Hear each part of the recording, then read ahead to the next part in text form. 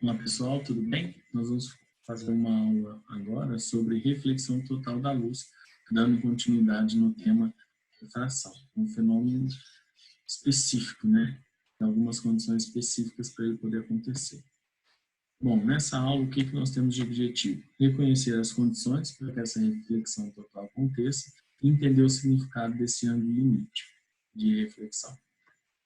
A reflexão total é um fenômeno óptico que acontece quando a luz incide na superfície de separação de dois meios, assim como nas imagens aí ao lado, à direita. E a luz, ela sempre está indo, né, para ter reflexão total, do meio mais para o meio menos refringente, do meio de maior índice de refração para o meio de menor. Aí ela é totalmente refletida, assim como está mostrando as imagens aí à direita, aqui numa quedinha de água e a imagem de baixo dentro de um prisma de vidro. Condições para que essa reflexão total aconteça. A primeira condição é que a luz deve estar indo do meio mais para o meio menos refringente, sempre do meio de maior índice de refração para o meio de menor índice de refração. A segunda condição, ela está relacionada com o ângulo limite.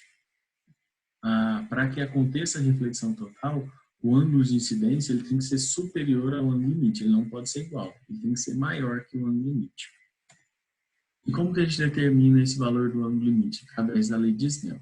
Mas antes de falar de como determina, vamos entender o que é o ângulo limite. Olha, no próximo slide eu trago uma explicação sobre isso. Trago aqui algumas situações, onde a gente vai aumentando gradativamente o valor do ângulo de incidência. Na primeira situação, o raio está incidindo naquela incidência chamada normal, quando o ângulo de incidência vale zero e aí o de refração também vale zero, então ele não sofre desvio.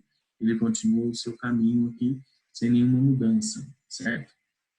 Aumentando o ângulo de incidência um pouquinho, a gente percebe que o raio refratado ele também muda o caminho, ele também aumenta o ângulo, né? O ângulo de incidência deixa de ser zero, passa a ser maior que zero. O ângulo de refração também deixa de ser zero, passa a ser um pouquinho maior que zero. Então, sofreu um desvio, afastando da reta normal.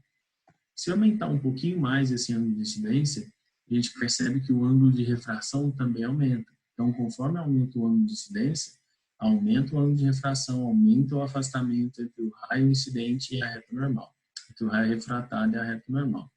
Se a gente aumentar mais um pouco, aumentar tanto o suficiente para que o ângulo refratado saia paralelo à reta normal, nessa situação, o meu ângulo de incidência ele é chamado de ângulo limite.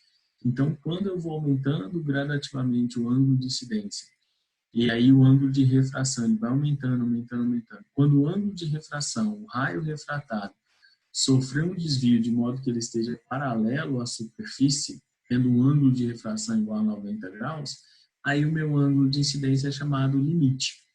Porque qualquer valor de ângulo aqui de incidência que seja um pouquinho maior do que esse limite, o meu ângulo, né, o meu raio, ele não vai mais ser refratado, ele vai ser somente refletido.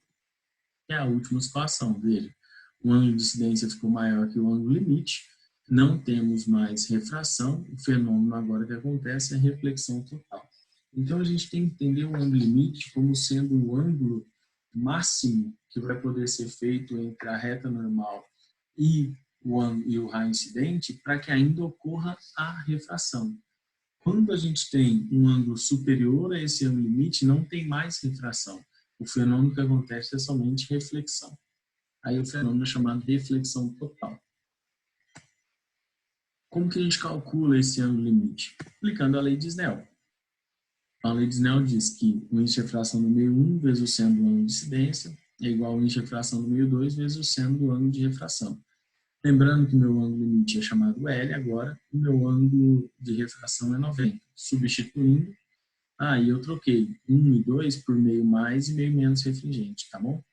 Seno de 90 vale 1, aí nós temos que seno do meio, índice de refração do meio mais refringente vezes o seno do ângulo limite é igual ao índice de refração do meio menos vezes 1. Para isolar o seno do ângulo limite, o índice de refração do meio mais refringente passa dividindo. Aí a gente tem a seguinte equação: seno do ângulo limite é igual ao índice de refração do meio menos refringente dividido pelo índice de refração do meio mais refringente. Essa divisão vai dar um valor e a gente olha naquela tabelinha dos ângulos notáveis da matemática, ou então usa a calculadora científica para fazer o arco seno e descobrir quanto vale o ângulo limite. Um exemplo para a gente pensar um pouquinho sobre isso. O exemplo diz assim: no vácuo, um determinado meio material isotrópico e transparente, com índice de refração absoluto igual a 2, então olha só, no vácuo, em um determinado meio material, esse meio material tem um índice de refração valendo 2, apresenta-se condição de reflexão total para que tenha, né, um ângulo limite de incidência igual a, tem que descobrir, propagando-se de um meio para o outro meio, de onde para onde. Então, a gente tem que completar essas lacunas aqui. Primeiro, para que aconteça a reflexão total, a luz tem que ir do meio do meio mais para o meio menos refringente. Então, o meio mais refringente, o meio de maior índice de refração, é o meio material.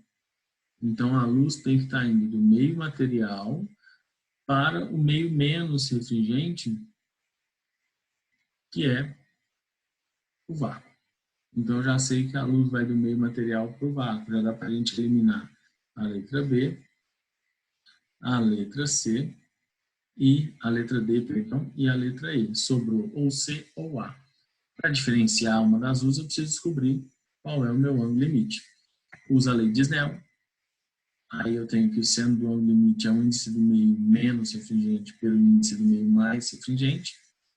Dividindo, índice do meio menos é o vácuo, vale 1, e o meio mais vale 2. Que ângulo tem o seno que vale meio?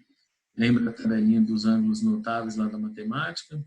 30, 45 e 60. Seno, cosseno e tangente. Aí canta a musiquinha, 1, 2, 3, 3, 2, 1, todo mundo sobre 2, certo? Aí você faz raiz do número de cima e você tem a tabelinha dos ângulos notáveis. Esqueci a musiquinha. Que ângulo tem um seno que vale 30? Que vale meio? O ângulo de 30 graus. Então, portanto, o ângulo limite para esse caso vale 30 graus.